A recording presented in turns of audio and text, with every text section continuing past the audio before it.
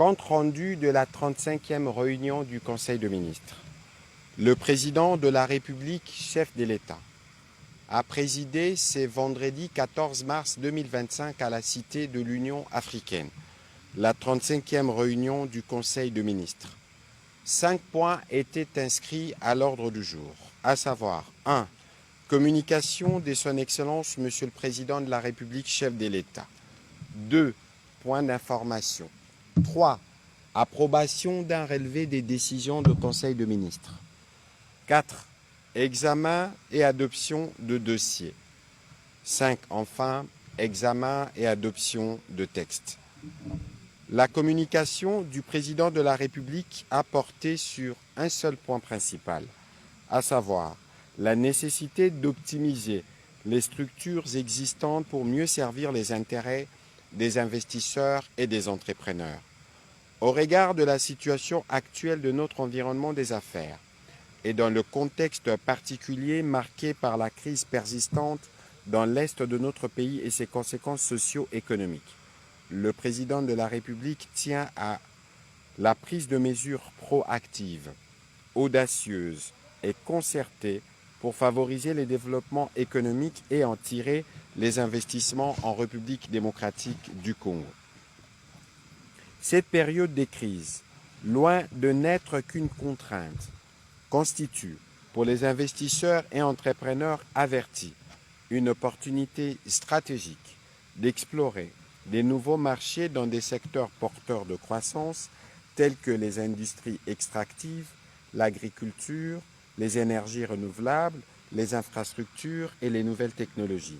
Le président de la République a indiqué qu'il est crucial de tirer profit des ressources naturelles et humaines exceptionnelles en favorisant les développements des entreprises locales et en convainquant davantage d'investisseurs étrangers de s'intéresser aux opportunités d'affaires qu'offre notre pays. Pour cela, il y a lieu d'accélérer la mise en œuvre des réformes ambitieuses visant l'amélioration du climat des affaires, l'instauration de la transparence et la sécurisation des investissements, tout en assurant une harmonisation efficace des différents textes qui encadrent ces domaines. Le président de la République a insisté pour que les parcours de l'investisseur et de l'entrepreneur soient déblayés d'embûches liées notamment à la multiplicité des structures administratives intervenant dans le processus d'investissement, au poids de la bureaucratie et à l'insuffisance des infrastructures de base afin de rendre les secteurs privés plus compétitifs.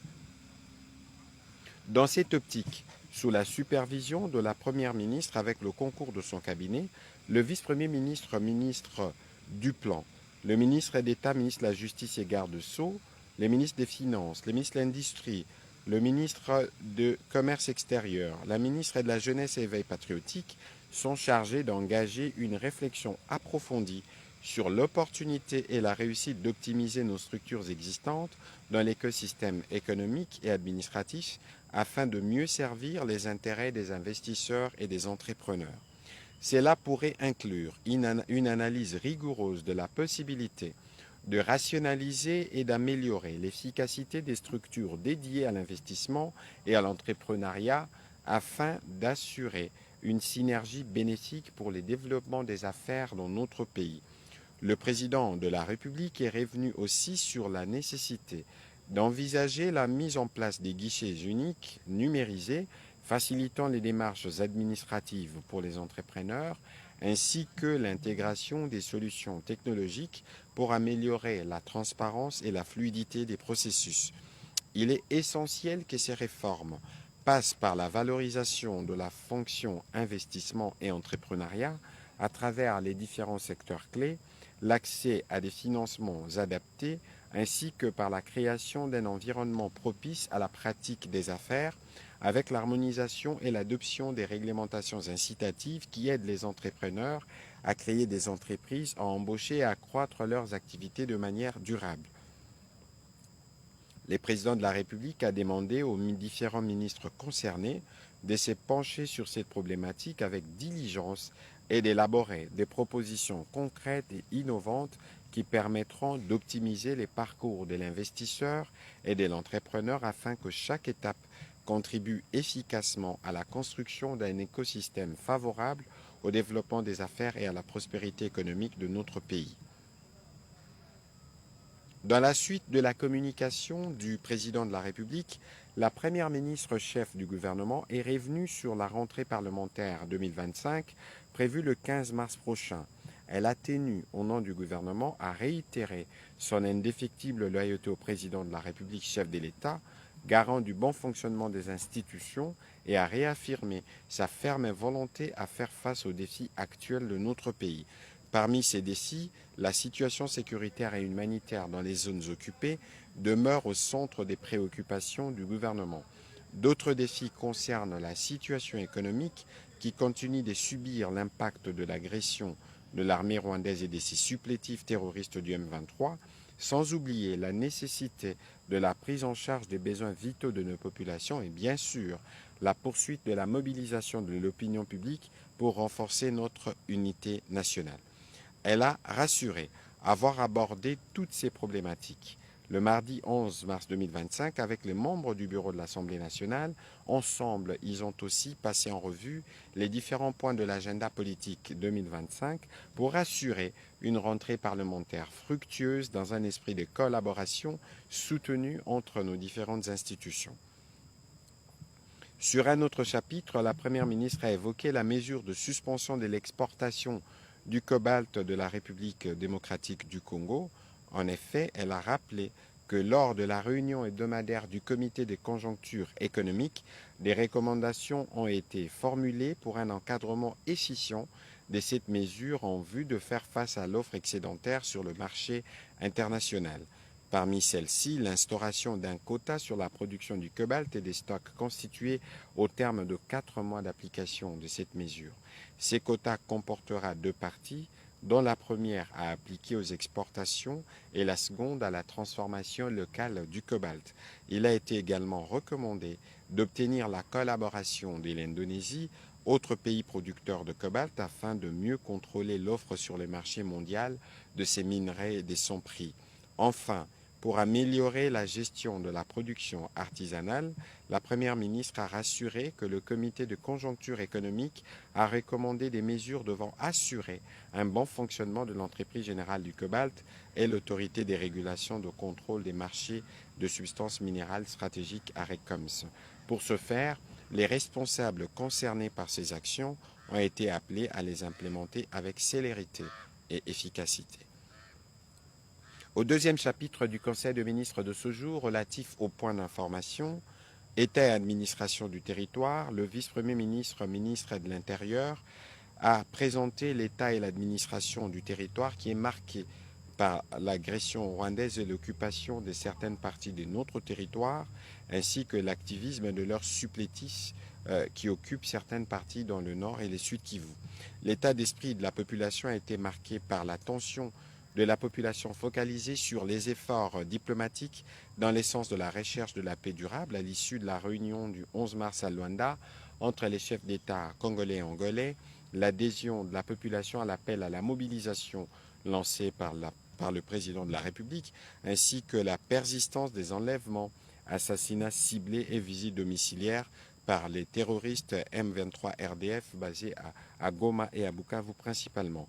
Au plan sécuritaire, après la ville de Kinshasa, le vice-premier ministre, ministre de l'Intérieur, a rappelé qu'il a lancé officiellement à Matadi, dans le Congo central, la vulgarisation des textes légaux sur la création, l'organisation et le fonctionnement des comités provinciaux et locaux de sécurité. La mise en application des différents textes légaux en cette matière pris par le gouvernement à travers le décret de la Première ministre et ses mesures d'application permettra que certaines questions sécuritaires trouvent un début de solution. Toujours au Congo central, il y a étendu officiellement l'opération Ndobo au regard des résultats encourageants récoltés à Kinshasa. 114 présumés criminels ont déjà été arrêtés et seront bientôt jugés en procédure de flagrance. La province du Haut-Katanga sera la prochaine étape de cette opération.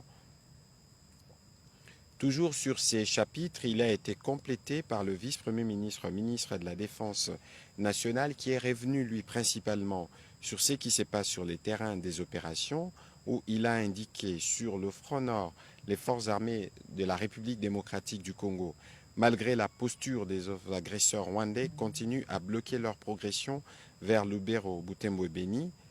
Sur le front sud, suite à l'échec de leur progression vers le territoire de Lubero, la coalition RDF M23 avec des forces spéciales a concentré ses forces sur l'axe Massissi-Walikale dans les buts de conquérir des localités importantes de ces territoires et d'étendre son influence. Les FARDC opposent une résistance à ces tentatives ennemies. Au sud Kivu, il a aussi abordé l'attitude de forces armées de la République démocratique du Congo devant les attaques de l'ennemi. En Ituri, ils poursuivent sans relâche leurs opérations contre le groupe armé pour le retour de la paix dans cette province de la République démocratique du Congo, particulièrement à Tchomia, au bord du lac Albert, en territoire de Djougou, épicentre de la violence contre les populations civiles.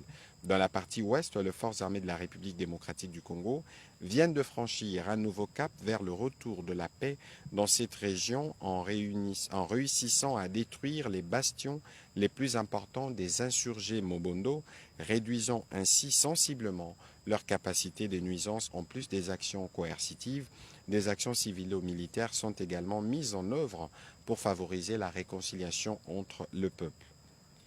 Au sujet de la situation épidémiologique, le ministre de la Santé a, avant de présenter la situation de manière globale, s'est apaisanti sur la situation sanitaire de provinces qui sont des villes et des localités des provinces qui sont actuellement sous occupation de l'armée rwandaise. En effet, au Nord Kivu, du 3 au 8 mars 2025, il est signalé 5 nouvelles admissions des blessés dans des formations sanitaires de Goma, ramenant le cumul à 5 588. Aucun nouveau décès intra-hospitalier n'a été enregistré, soit un cumul inchangé des décès intra-hospitaliers à 1573. Pour appuyer les efforts du gouvernement, l'Union européenne a mis à disposition des services sanitaires 44 tonnes de médicaments, mais qui se trouvent pour le moment bloqués à la frontière du pays agresseur.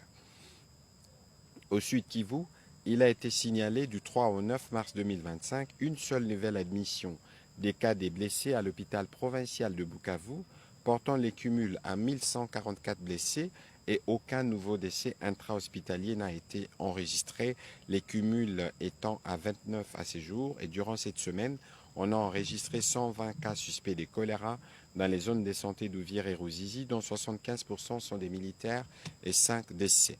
Revenant sur la situation épidémiologique, le ministre de la Santé publique, Hygiène et Prévention sociale a indiqué que par rapport à la semaine précédente, la tendance à la 9e semaine est marquée par une augmentation de cas suspects de 1918 à 2138. Sur un autre registre, il a informé le Conseil de la notification dans les territoires de Bassankusu depuis le mois de février 2025 des cas de maladies fébriles avec suspicion d'une intoxication d'origine non encore déterminée. Du 3 au 10 mars 2025, il a été enregistré 331 nouveaux cas et un décès. Le ministre de la Santé a également présenté la situation du choléra ainsi que celle de l'hôpital du cinquantenaire pendant au Conseil d'État. Organisation d'une session spéciale de l'épreuve préliminaire de l'examen d'État dans certaines provinces éducationnelles. La ministre d'État, ministre de l'Éducation nationale et Nouvelle Citoyenneté, a présenté au Conseil la note d'information relative à l'organisation d'une session spéciale de l'épreuve préliminaire de l'examen d'État 2025 dans les provinces éducationnelles du Nord Kivu 1, Sud Kivu 1 et du Sud Kivu 3, afin de garantir l'inclusivité de tous les candidats. Ainsi, au terme d'une réunion de concertation tenue du 10 au 12 mars avec les inspecteurs provinciaux principaux en charge de provinces concernées, il en est ressorti la décision d'organiser une session spéciale de l'épreuve préliminaire de l'examen d'État 2025 à la date du 25 mars au bénéfice de 619 candidats de 3 provinces éducationnelles précitées. Note d'information relevant du secteur des finances. Le ministre des Finances a présenté au Conseil deux notes d'information. La première portant sur l'état des lieux de la réforme de la facture normalisée. Il a indiqué que cette réforme fiscale vise à assurer le suivi en temps réel de la collecte de la taxe sur la valeur ajoutée par les opérateurs économiques et l'évaluation de leur chiffre d'affaires. À ces jours, sur les 4 phases de la réforme prévue, 2 premières phases ont été parachevées. La première année de la mise en œuvre de cette réforme a été marquée par la mise en œuvre des préalables à la réforme. Le 3e trimestre de l'année 2024 a permis de donner un coup d'accélérateur à cette réforme. À ce stade, la quasi-totalité de toutes les activités préalables au lancement de la phase de généralisation aux assujettis de la TVA ont été réalisées. Il s'agit en particulier de l'achèvement de travaux sur le data center qui est pleinement opérationnel et accessible depuis fin février 2025, ce qui a permis de passer dès à présent en mode de production consistant à l'usage par les opérateurs de leur NIF réel. Au deuxième point concernant l'état des lieux sur la réforme, sur la rationalisation de la parafiscalité congolaise, dans la perspective de rationaliser la parafiscalité congolaise, confrontée à une prolifération des taxes parafiscales, alourdissant et complexifiant les systèmes fiscaux globaux, le ministre des Finances a rappelé qu'un atelier relatif au reclassement des organismes auxiliaires a été organisé en février 2023, suivi d'une mission relative à l'inventaire et à la collecte des actes juridiques générateurs des recettes des organismes auxiliaires en juin 2023. Fort des résultats obtenus, il a été proposé la création d'un cadre permanent de mutualisation d'efforts des services concernés pour mener à bien cette réforme cruciale. Dès la série de réunions tenues, un projet d'arrêté interministériel portant création, organisation et fonctionnement de la commission permanente interministérielle chargée de la rationalisation de la parafiscalité a été élaboré et cette commission permanente aura diverses missions dont celle de la conduite de la réforme, mais aussi celle consistant dorénavant à donner son avis préalable sur tout projet de création d'une nouvelle perception parafiscale suivant l'esprit de la LOFIP. Les différentes étapes clés de cette réforme ont aussi été expliquées. Toujours sur ces chapitres de points d'information, le ministre de Mines a informé les conseils de mesures prises pour contrer l'exportation illégale des minerais du Nord Kivu et du Sud Kivu par le Rwanda et ses supplétifs du M23. Au nombre de ces mesures, il y a la déclaration des Rouba et Nambibwe comme sites miniers rouges, l'exigence de la suspension de l'octroi des certificats CRGL aux exportations rwandaises, l'exigence de la saisie et de la confiscation des minerais exportés à partir du Rwanda. Ces actions entreprises visaient les objectifs suivants. 1.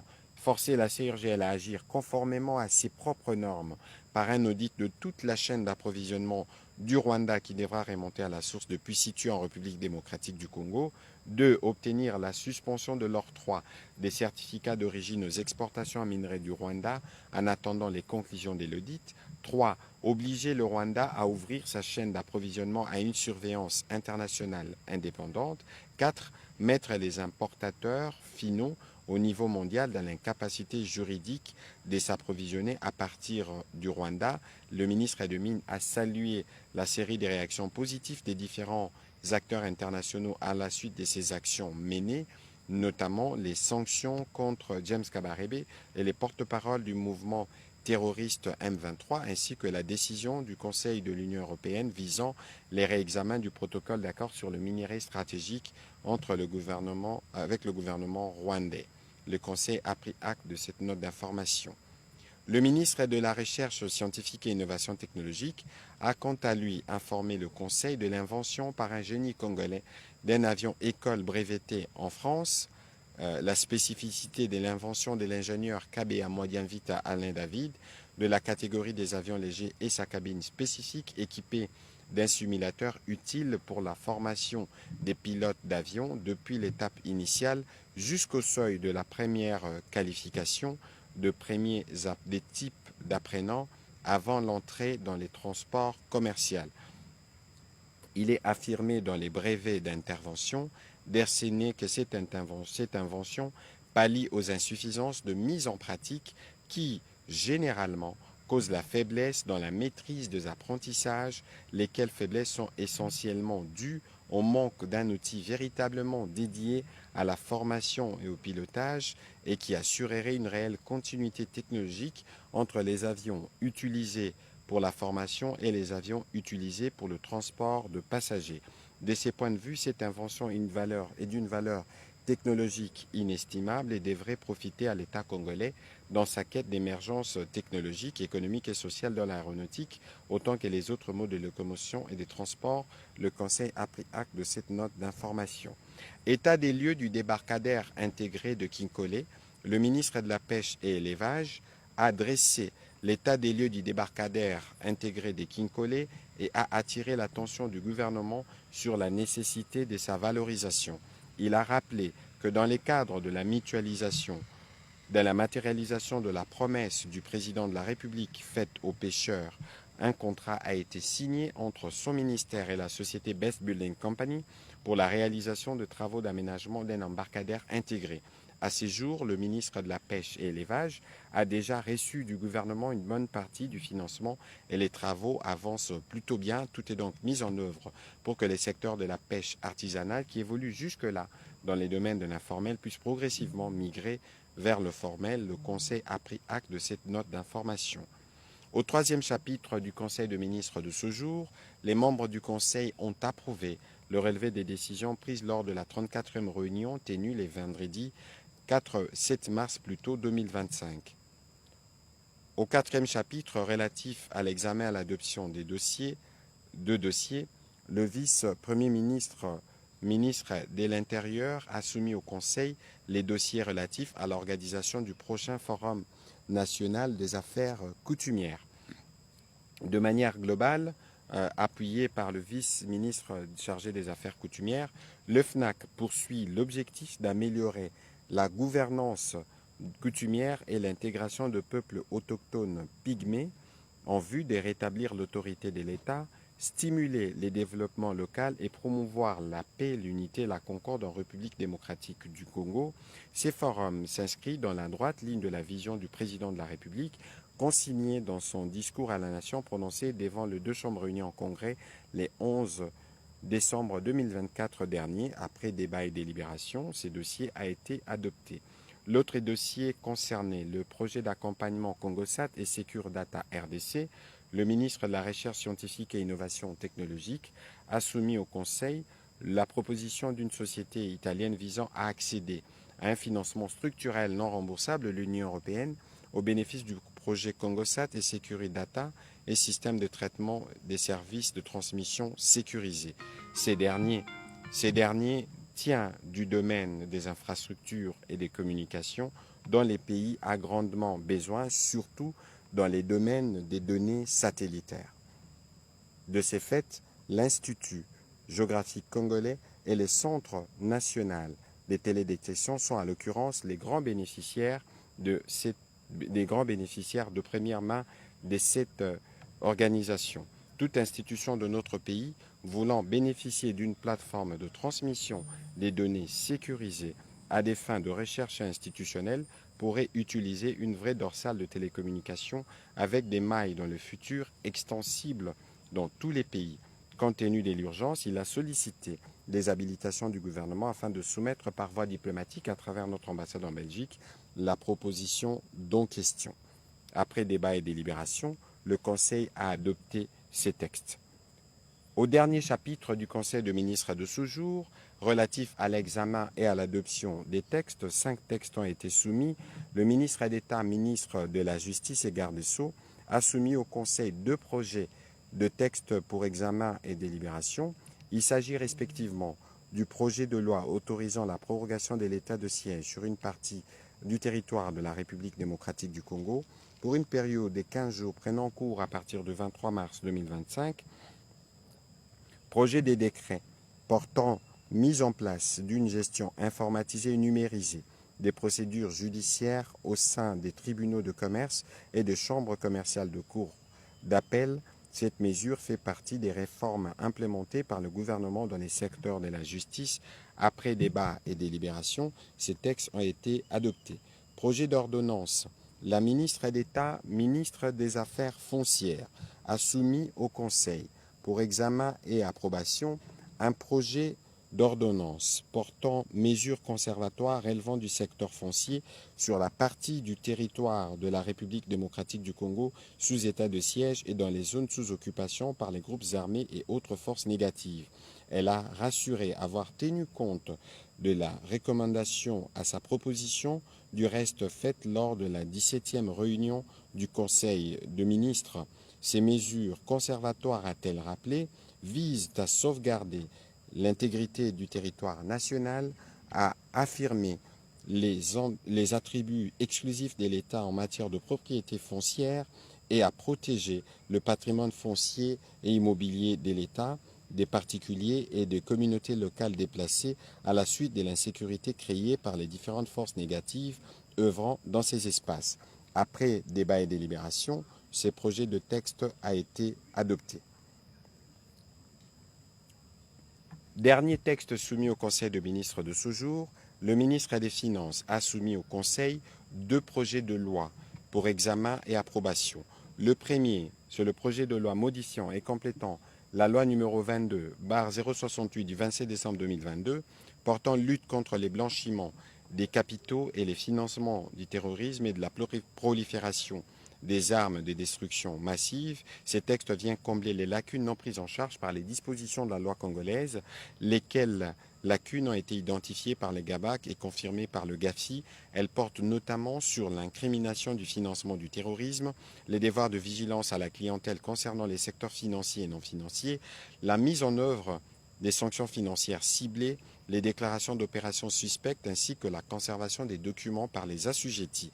Remédier à ces lacunes a pour objectif de sortir notre pays de la liste grise du GAFI dans les délais. En même temps, ces textes favorisent l'échange d'informations entre la CNRF et les autres cellules de renseignement financier en vue d'obtenir son adhésion sollicitée au groupe Egmont.